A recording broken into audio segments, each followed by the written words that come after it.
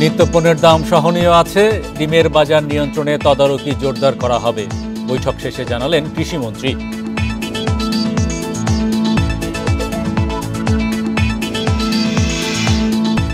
রিমালের প্রভাবে বিদ্যুৎ না থাকায় ৪৫ জেলায় মোবাইল নেটওয়ার্কে বিভ্রাট, চট্টগ্রাম বন্দরের কার্যক্রম শুরু।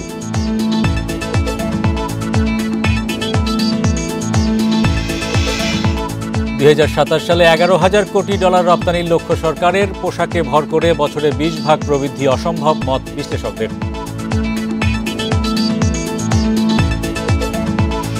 আমন্ত্রণ অর্থনীতি সারাদিনে, আপনাদের সাথে আছি হরি সাহা। শুনছিলেন শিরোনাম, এবার জানাবো বিস্তারিত। বাজারে নিত্যপণ্যের দাম সহনীয় আছে বলে দাবি করেছেন কৃষিমন্ত্রী আব্দুস শহীদ। সোমবার সচিবালয়ে দ্রব্যমূল্য নিয়ে বৈঠক শেষে দাবি করেন তিনি। বলেন, নিত্যপণ্যের দাম স্বাভাবিক রাখতে আগামীতে আরও কাজ করা হবে। মন্ত্রী আরও বলেন, বোরো ধান উৎপাদন এবার ভালো হয়েছে, তাই বাজারে চালের কোনো ঘাটতি নেই বলেও জানান তিনি। এছাড়া চালের দামও এখন স্থিতিশীল পর্যায়ে আছে। কৃষিমন্ত্রী আরও বলেন, দাম নিয়ন্ত্রণে পেঁয়াজ ও আলুর আমদানি উন্মুক্ত করা আছে, তবে ডিমের দাম কিছুটা বেশি থাকায় বাজার তদারকি জোরদারের কথা জানান তিনি। এছাড়া পণ্যের দাম নিয়ন্ত্রণে আনতে সরকার সব রকমের ব্যবস্থা নিয়েছে বলে জানান বাণিজ্য প্রতিমন্ত্রী আহসানুল ইসলাম টিটু।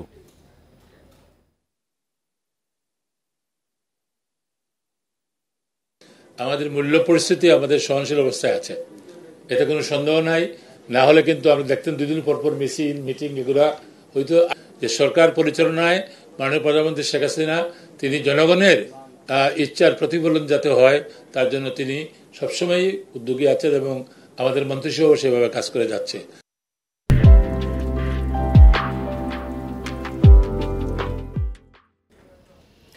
ঘূর্ণিঝড় রিমালের প্রভাবে সারা দেশের ৪৫টি জেলার প্রায় ৮,৫০০ মোবাইল টাওয়ার অচল হয়ে গেছে, যার ফলে মোবাইল যোগাযোগ ব্যবস্থায় বড় ধরনের বিভ্রাট দেখা দিয়েছে বলে জানিয়েছে বাংলাদেশ টেলিযোগাযোগ নিয়ন্ত্রণ কমিশন বিটিআরসি।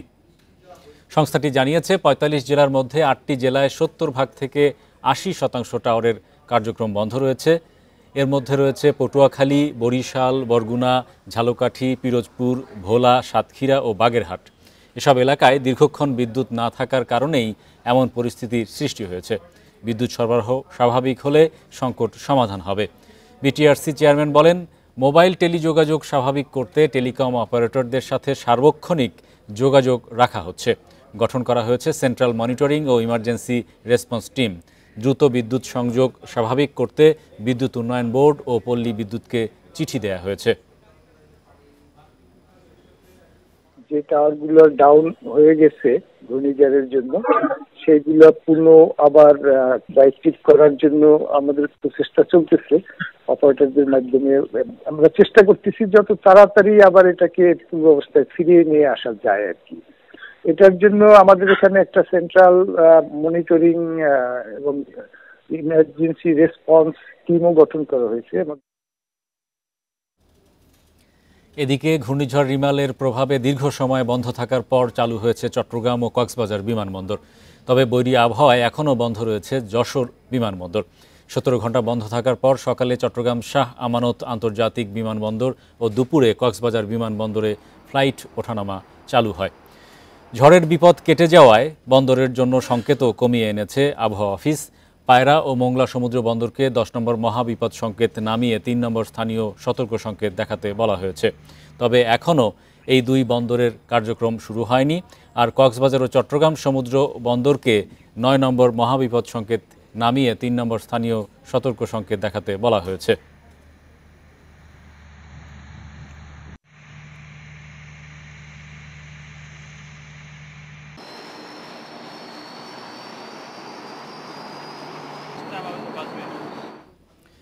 চট্টগ্রাম বন্দরের পরিস্থিতি জানাতে আমাদের সঙ্গে যুক্ত হচ্ছেন সহকর্মী অনুপম শীল। অনুপম, চট্টগ্রাম বন্দর দিয়ে সবচেয়ে বেশি আমদানি রপ্তানি হয় বাংলাদেশের, সেখানে পণ্য খালাসের কার্যক্রম কেমন চলছে, সার্বিক পরিস্থিতি আমাদেরকে জানান।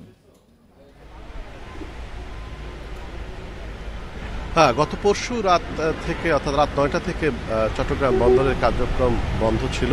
যখন আবহাওয়ার যে সতর্ক সংকেত সেটি 6-এ উঠল, এরপরে কিন্তু বন্দরে অ্যালার্ট, দ্বিতীয় সর্বোচ্চ অ্যালার্ট বা সতর্কতা অবস্থা অ্যালার্ট 3 জারি করা হয়।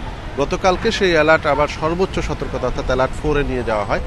এরপর থেকে চট্টগ্রাম বন্দরে আমরা দেখেছি যে গতকাল সকাল 10টার জোয়ারে চট্টগ্রাম বন্দরের বিভিন্ন জেটিতে থাকা 19টি জাহাজ সেগুলো আবার বহির্নোঙরে নিরাপদ অবস্থানে পাঠিয়ে দেওয়া হয়েছিল এবং আজকে দুপুর 12টা নাগাদ সেই জাহাজগুলো সে আবার ফিরিয়ে আনার কার্যক্রম শুরু হয়েছে। তবে বৈরী আবহাওয়ার কারণে সেটি সম্ভব হয়নি, অর্থাৎ জাহাজগুলোতে যে পাইলটরা আছেন সেই পাইলটরা বৈরী আবহাওয়ায় সেখানে গিয়ে তারা অনবোর্ড করতে পারেননি। তবে চট্টগ্রাম বন্দর থেকে যে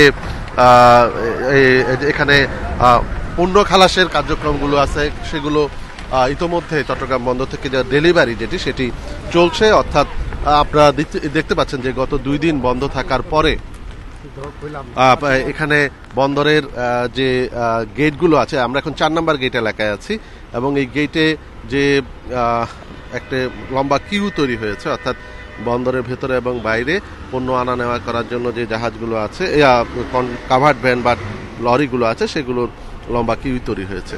তো সব এই মুহূর্তে আসলে বন্দরের ভেতরে এবং বাইরে ট্রাকের দীর্ঘ সারি আছে, কিন্তু বন্দরের জেটিতে যে 19টি জাহাজকে আমরা আগে বলেছিলাম যে নিয়ে যাওয়া হয়েছিল সেটি এখনো তাদেরকে ফেরত আনা যায়নি এবং মূলত এর ফলে আমরা বলতে পারি যে গতকালকে এবং গত পরশুদিন রাত থেকে গতকাল সারাদিন এবং আজকে দুপুর 12টা এখনো পর্যন্ত যেহেতু জাহাজগুলো আনা যায়নি এবং বন্দর কর্তৃপক্ষ যেটি বলছেন যে সাগরের উত্তাল পরিস্থিতিতে এটি সম্ভব হচ্ছে না, সাগর একটু শান্ত হলে তারপরে হয়তো জাহাজগুলো এখানে নিয়ে আসার পুনরায় চেষ্টা। ধন্যবাদ অনুপম আমাদের সঙ্গে যুক্ত হওয়ার জন্য।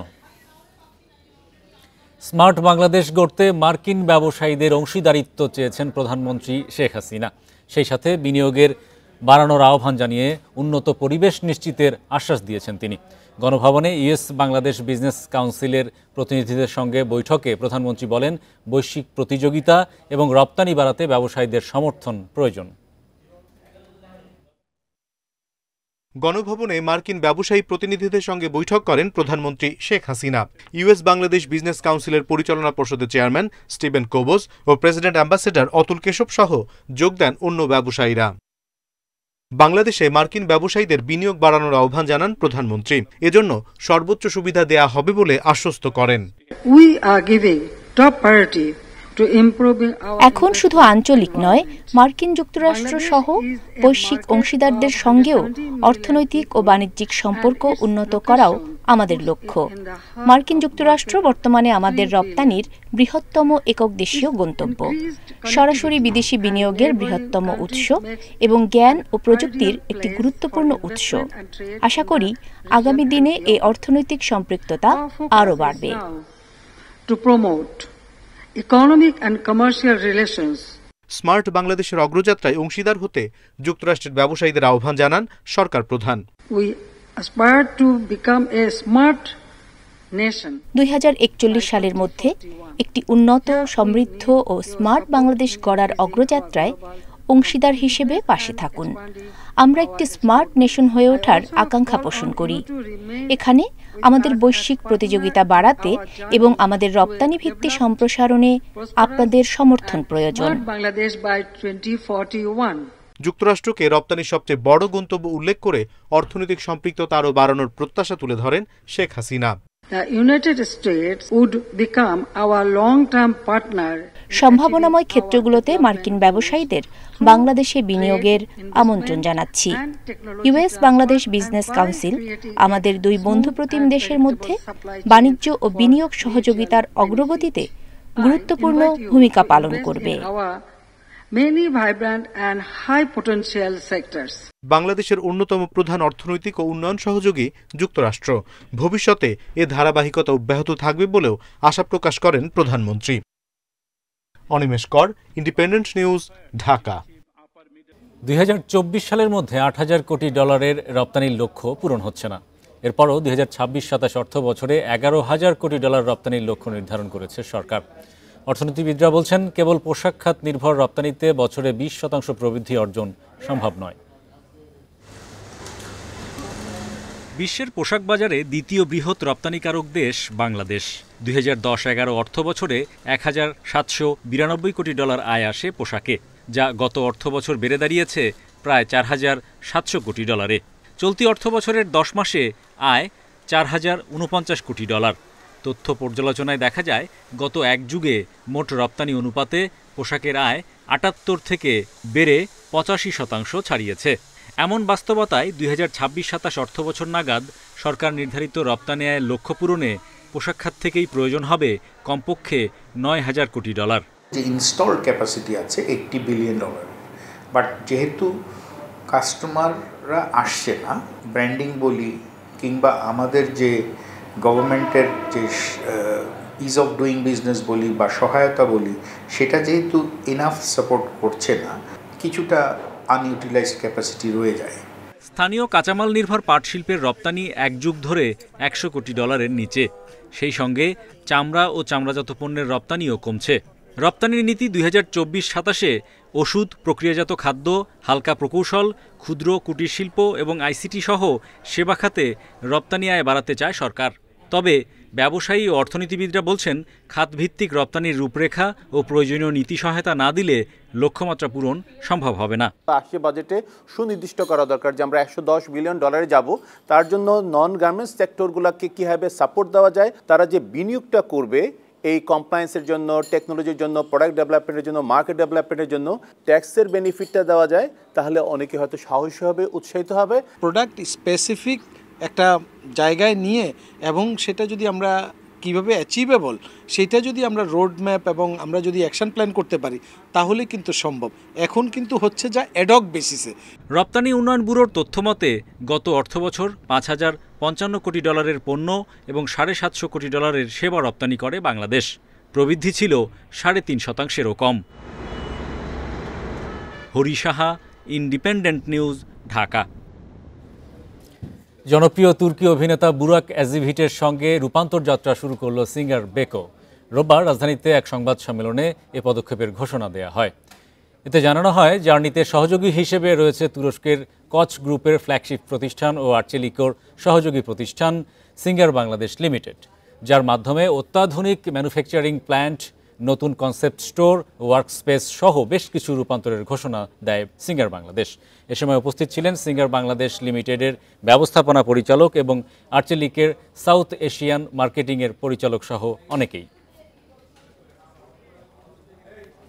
সপ্তাহের দ্বিতীয় কার্যদিবসের সূচক ও লেনদেন বেড়েছে ঢাকার শেয়ার বাজারে। প্রধান সূচক বেড়েছে 59 পয়েন্ট, দর বেড়েছে 70 ভাগ শেয়ারের। অন্যদিকে চট্টগ্রাম স্টক এক্সচেঞ্জের সার্বিক সূচক বেড়েছে 79 পয়েন্ট। সোমবার দিনের শুরুতে ইতিবাচক ঢাকা স্টকের সূচক। প্রথম 14 মিনিটে প্রধান সূচক বাড়ে 44 পয়েন্ট।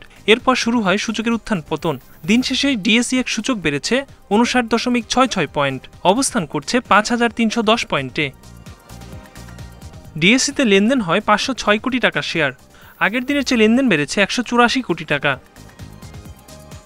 হাতবদলে অংশ নেয়া 394টি কোম্পানি ও মিউচুয়াল ফান্ডের মধ্যে দর বেড়েছে 70 ভাগ প্রতিষ্ঠানের শেয়ারের। এর মধ্যে দর বেড়েছে 276টির, কমেছে 84টির, অপরিবর্তিত রয়েছে 34টি প্রতিষ্ঠানের শেয়ার দর। সবচেয়ে বেশি লেনদেন হওয়া প্রতিষ্ঠানের তালিকায় প্রথম ইউনিলিভার কনজিউমার, দ্বিতীয় মেঘনা পেট্রোলিয়াম এবং তৃতীয় অবস্থানে এশিয়াটিক ল্যাবরেটরিজ। শতাংশের দিক থেকে দর বৃদ্ধিতে প্রথম বাংলাদেশ ইন্ডাস্ট্রিয়াল ফাইন্যান্স, দ্বিতীয় অ্যালটেক্স ইন্ডাস্ট্রিজ এবং তৃতীয় অবস্থানে খান ব্রাদার্স পিপি ওভেন। অন্যদিকে চট্টগ্রামের স্টক এক্সচেঞ্জে সার্বিক সূচক বেড়েছে 79.75 পয়েন্ট। লেনদেন হয় 75,46 লাখ টাকা শেয়ার। একরামুল ইসলাম, ইন্ডিপেন্ডেন্ট নিউজ। এই ছিল আজকের অর্থনীতি সারাদিনে। ইন্ডিপেন্ডেন্ট টেলিভিশনের সব খবর জানতে চোখ রাখুন ফেসবুক, ইউটিউব এবং এক্সে। আমন্ত্রণ আমাদের পরের আয়োজন।